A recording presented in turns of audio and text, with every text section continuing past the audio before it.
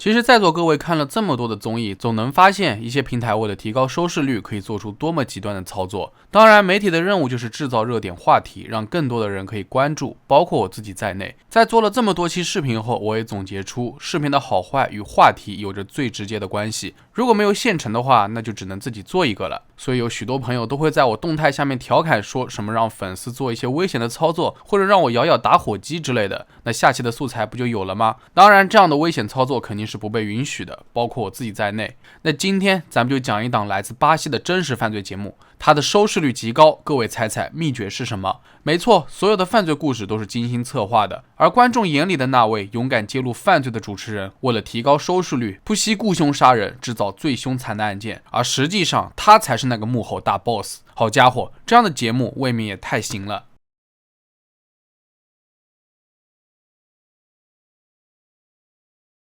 马瑙斯市是巴西亚马逊河州的首府，这里有着成片的贫民窟，遍地又都是毒贩，由此衍生出来的治安问题数不胜数，什么黑帮火拼、当街抢劫，这都是家常便饭。而市民们最渴望的莫过于打击犯罪，过上安稳的生活。因此，但凡讨论到这个，人们总会提起华莱士·索萨这个人的名字。他是当地最受欢迎的主持人之一，主持的犯罪节目自由频道记录了最真实的犯罪现场以及抓捕的全过程，收视率七爆表。作为主持人，华莱士也非常懂得把握好现场的节奏和语言张力，使得节目整体扣人心弦。其实，在做主持人之前，华莱士曾经是一名警察，服役几年后便离开了警队。在1996年，机缘巧合之下，他才成为了节目主持人。刚开始主要负责采访当地的政治人物。虽然华莱士不是科班出身，也没有接受过扎实的专业培训，但他在报道新闻方面风格明显，很有自己的一套。后来节目便逐渐转型，华莱士开始利用自己当过警察的优势，获得内部消息，然后进一步调查马瑙斯市正在发生的犯罪案件。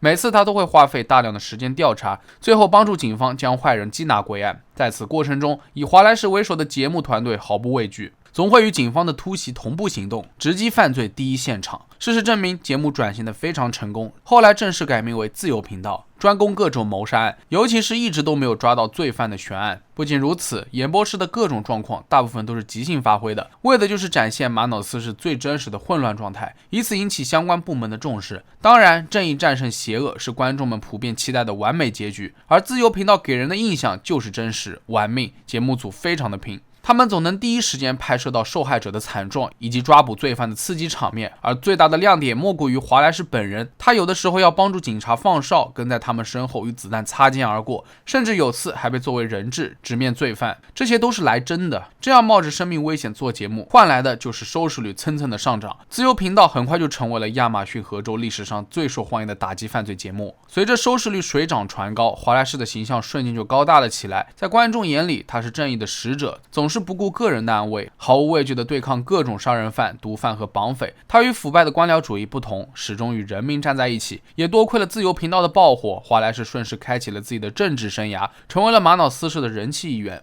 其实看到这里，华莱士的人生之路还是挺励志的。他抓住了人民群众厌恶腐败当局和罪孽深重的人的痛点，成为了对抗这些人的英雄。在节目当中，他通常风趣幽默，可一旦涉及到严重的犯罪案件，他便立刻严肃起来，说话咄咄逼人，把自己塑造成一名为了打击犯罪几经疯狂的城市英雄。他知道这个城市已经烂到根了，尤其是毒贩最让人深恶痛绝。于是华莱士便在节目当中激情开麦。他个人觉得对付毒贩的唯一方法就是子弹，他还带着节目组寻找毒贩的蛛丝马迹，甚至一举端掉了毒枭的老窝。凭借如此强硬的态度，华莱士再次疯狂吸粉，成为了媒体界呼风唤雨的大佬级人物。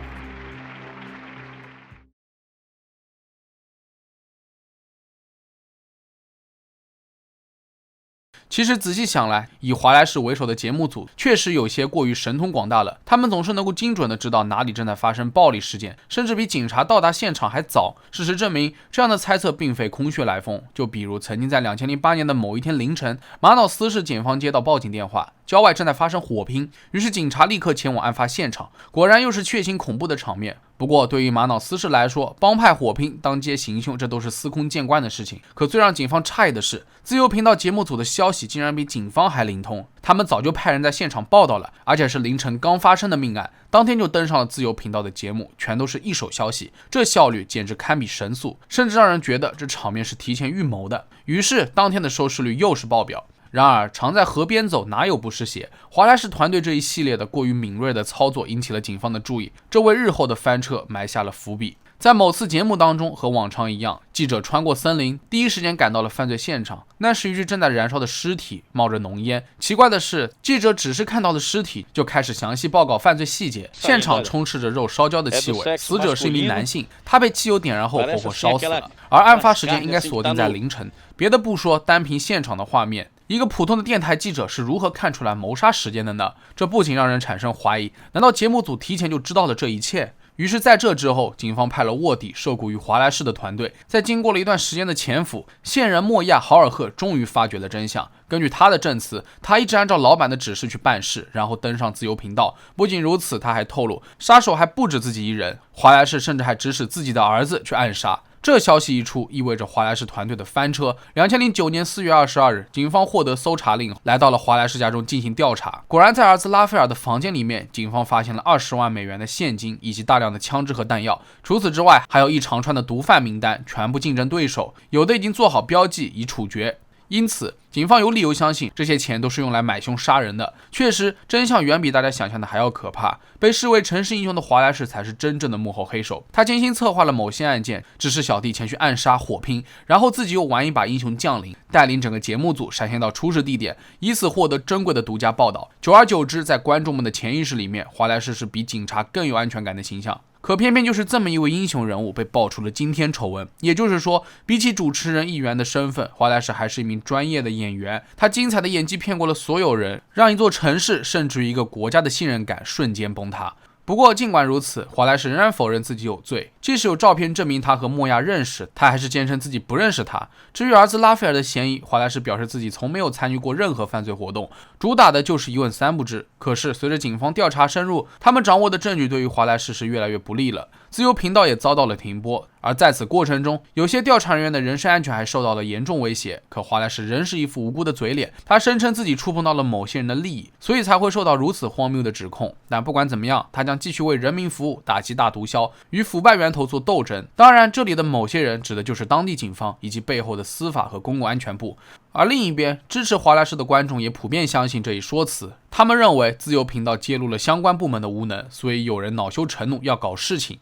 据知情人士透露，每次的犯罪现场下指令的人通常都是华莱士和拉斐尔。事成后，由华莱士通知电视台的工作人员在第一时间赶到现场。之后，他还肆意捏造新闻，歪曲事实。只要是他自导自演的案件，想怎么说就怎么说。这一切都是为了节目的收视率。最终，警方认为华莱士至少为节目策划了5起以上的谋杀案。另外，他面临多项指控，比如贩毒、非法持有武器。不过拉斐尔却极力维护自己的父亲，他声称要向全世界证明父亲是无辜的，只有疯子才会为了收视率去杀人，那实在是太疯狂了。不出所料，华莱士凭借自己的政治地位，拥有议会豁免权，仍然能够逍遥法外。但儿子拉斐尔因谋杀、贩毒和非法持有枪支等罪名被捕，同一年他被判处了9年徒刑。即使到了这一步，许多支持华莱士的粉丝依然在为他喊冤，他们永远相信他是无辜的。可惜被打脸的时候到了，在2009年10月，华莱士被逐出议会，没有了特殊身份的加持，他一直四处躲避警察，完全没有了往日的气焰。后来到了12月，自由频道的另一个制作人被逮捕，华莱士也干脆自首。不过在候审期间，华莱士的身体状况急剧恶化，被人送去了 ICU。最终在2010年的7月27日下午4点，华莱士因心脏骤停而去世。